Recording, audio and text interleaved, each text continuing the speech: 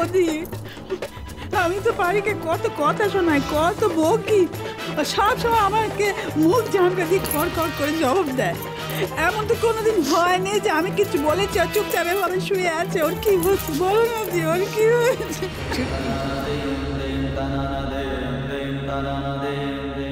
কাঁদিস না, কাঁদিস না, কাঁদিস না চুটকি, ধৈর্য ধর, ধৈর্য ধর।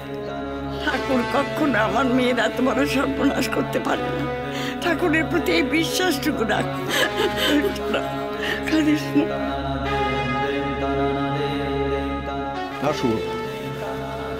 শোনো, এইভাবে হাত পা গুটিয়ে তো বসে থাকা যায় না।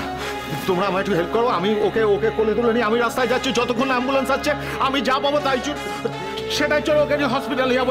এইভাবে ছেড়ে রাখা যায় না। অমর্ত্য প্লিজ, প্লিজ অমর্ত্য, আর কোনো ছেলে মানুষের সাথে যেও না প্লিজ। অলরেডি তোমাদের অনেকে ছেলে মানুষের আমার বোনটা প্রায় শেষ হয়ে যেতে বসেছে। প্লিজ অমর্ত্য, আর নতুন করে কোনো ছেলে মানুষই করো না, যাতে আমার বোনটাকে কোনোভাবে বাঁচিয়ে তোলার কোনো সুযোগ না পাওয়া যায়। না শুভ, না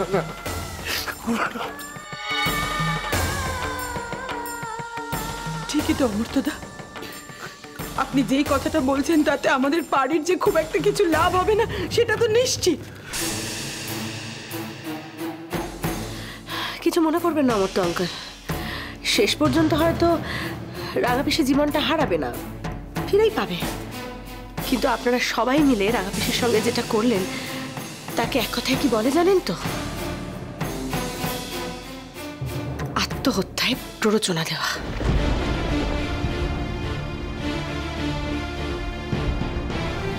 এটা কত বড় ক্রাইম জানো? অমর্ত্যদা, অমর্ত্যদা, ডাক্তারবাবু আসছেন। আসছেন? কোথায় তিনি? আমি তো এতক্ষণ নিচে ঘর বার করছিলাম আর ছোটনকে বারবার ফোন করছিলাম। আমি এতক্ষণ পর ছোটন ফোনটা ধরলো, বললো ডাক্তারবাবুকে নিয়ে রিক্সায় উঠে পড়েছে। কিন্তু ডাক্তারবাবুকে এখন এসে কিছু করতে পারবেন? অমর্ত্যদা, একটা দরকারি পরামর্শ তো দিতে পারবেন। এইভাবে আমাদের অন্ধকারে তো থাকতে হবে না। কিন্তু হসপিটালে আর এর মধ্যে যদি অ্যাম্বুলেন্সটা চলে আসে তাহলে আমরা হসপিটালে নিয়ে যাবো, আমরা তো নিয়ে যেতে পারবো অমর্ত্য, তাই না? যেমন করেই হোক মেয়েটার জ্ঞান তো ফেরাতে হবে। ফিরে আসবে। আমি কিন্তু একটা কথা বুঝতে পারছি না অমর্ত্যদা, পারিদির মতো একটা মেয়ে শুধুমাত্র অভিমান করে এমন একটা ঘটনা ঘটাতে পারে কি?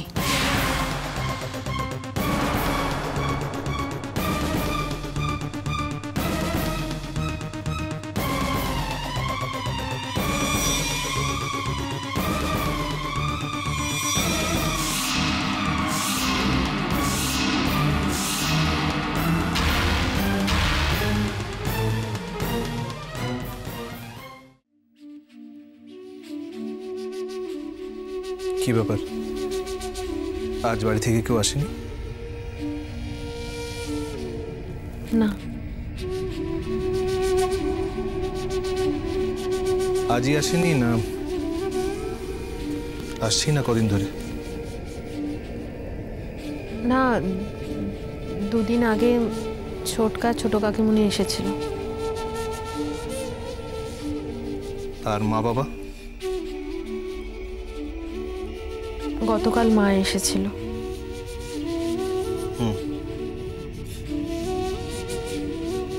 বাবা তাহলে মেয়েকে ত্যাগ করলেন?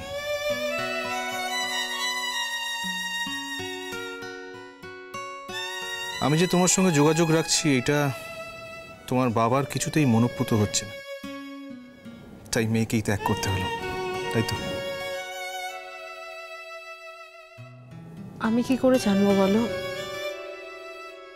শোনো না, কালকে রাত্রের দিকে বাবুর শরীরটা একটু খারাপ হয়েছিল, মানে একটুখানি জ্বর এসেছিল। আজ সকালে তো চাইল্ড স্পেশালিস্ট এসেছিলেন, তোমার বাবু তো এখন পুরোপুরি সুস্থ আছে। তুমি জানো? না মানে তুমি তো ভিজিটে ছিলে না, তাই জন্য আমি নার্সকে আমি ভিজিটে না থাকলেও কোনো এমার্জেন্সি আমাকে জানানোর যে একটা উপায় আছে তা নিশ্চয়ই তুমি জানো। না, কিভাবে জানাবো তাই। আমি কিন্তু আমার ফোন নাম্বারটা বদলাইনি মিমি। হ্যাঁ, কিন্তু কিন্তু কিন্তু তুমি সেই ফোন নাম্বারে ফোন করতে পারো কি না সেটা বুঝতে পারোনি, তাই তো? নাকি ফোন করতে চাওনি? হয়তো দুটোই। That's good. সত্যি কথা বলতে অসুবিধা হচ্ছে না দেখেই আমার ভালো লাগলো মিমি। যাই হোক, তুমি আমাকে না জানালেও আমি জেনেও গেছি, আর যা যা করার দরকার আমি করেও ফেলেছি। জানো, আজকে বাবু সারাদিন ঘুম হচ্ছে। মায়ের মতোই ঘুম কাতুর হয়েছে দেখতে পাচ্ছি। না, আমি আগে খুব ঘুম কাতুরে ছিলাম, কিন্তু এখন একদম নেই।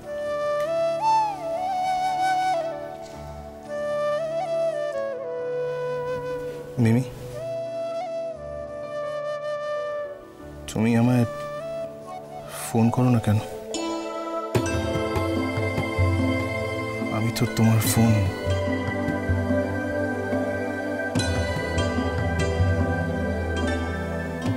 এক্সপেক্ট করি মিমি। করার তো কথা নয়। কেন? তোমার এখন মন স্থির করে নিজের জীবনটাকে একটা দিকেই চালানো উচিত জুডো। দু নৌকোতে পা দিয়ে চলা যায় না জুডো, আর চলা উচিতও নয়।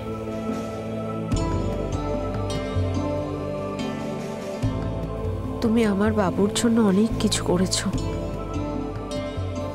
আমার জন্য অনেক কিছু করেছো, যার কোনো তুলনাই হয় না। তুমি যে আমার জন্য এত কিছু করতে পারো তা আমি কোনোদিন এক্সপেক্টও করিনি। আর আমার এত কিছু পাওয়ার কথাই ছিল না। হাসছো কেন তুমি? ভুল কিছু বললাম আমি? না, ভুল কি বলবে আর। তবে কথাগুলো না একদম সিনেমা ডায়লগের মতো শোনাচ্ছে, ওই কমার্শিয়াল ফিল্মগুলোর মতো। এরকম ডায়লগ পেলে, এরকম ডায়লগ পায় না বলেই বোধহয় ফিল্মগুলো হিট হয় না পেলে। জুডো, তুমি আর আমাকে নিয়ে তামাশা করো না। তুমি জানো, এখানকার নার্সরা বারবার আমাকে জিজ্ঞাসা করছে তোমার সাথে আমার সম্পর্কটা কি। কি বললে? আমি বলেছি তুমি আমার চেনা আত্মীয়। বললে না কেন? একজন নারী পুরুষের মধ্যে যে সম্পর্ক থাকে, তোমার সঙ্গে আমার তেমনই সম্পর্ক। তুমি আমার সাথে ইয়ার্কি করছো? বারে করার কথা নয় বুঝি। হ্যাঁ, আমি জানি তুমি খুব আনন্দে আছো, মানে সেটা থাকাই উচিত, কিন্তু আমি তো নেই। তুমি নেই কেন গো? তোমার তো আনন্দে থাকার কথা। তোমার কোলে আজ এমন রাজপুত্রের মতো ছেলে এসেছে।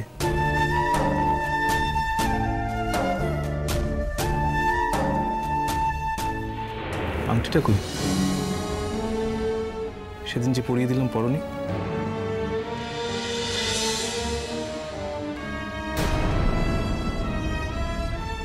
ডাক্তারবাবু, ডাক্তারবাবু কিছু একটা বলুন, আমরা অ্যাম্বুলেন্সকে দাঁড় করিয়ে রেখেছি, প্লিজ কিছু বলুন ডাক্তারবাবু। আর একটু দেখতে দিন, আর 5টা মিনিট সময় দিন আমাকে। তারপর যদি জ্ঞান না ফেরে তখন বুঝতে হবে আমার আর কিছু করার নেই।